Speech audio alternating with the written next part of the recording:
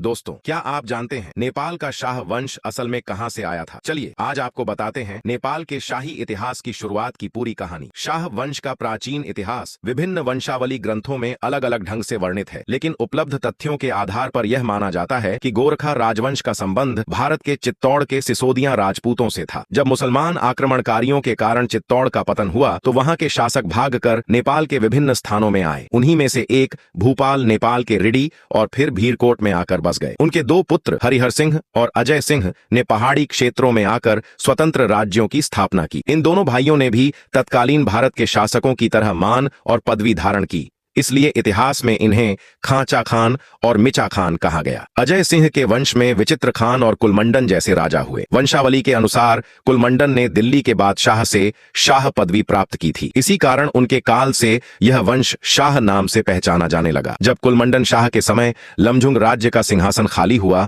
तब उनके छोटे पुत्र यशो ब्रह्म शाह को वहां का राजा बनाया गया। यशो ब्रह्म शाह के दो पुत्र हुए, बड़े नरहरि शाह और छोटे द्रव्य शाह। इन्हीं द्रव्य शाह ने विक्रम संवत 1616 ईस्वी सन 1559 में गोरखा पर विजय प्राप्त कर वहां अपने राज्य की स्थापना की। हालांकि गोरखा राज्य 24 राज्यों के समूह में आता था, फिर भी उसका अपना अलग अस्तित्व और महत्व था। प्रारंभ में गोरखा पर खड़का वंश के राजा शासन करते थे, लेकिन जब लमझुंग के राजा यशो ब्रह्म शाह के पुत्र द्रव्य शाह ने गोरखा के राजगद्दी को संभाला, तब से यह राज्य गोरखा शाह वंश के रूप में प्रसिद्ध हुआ।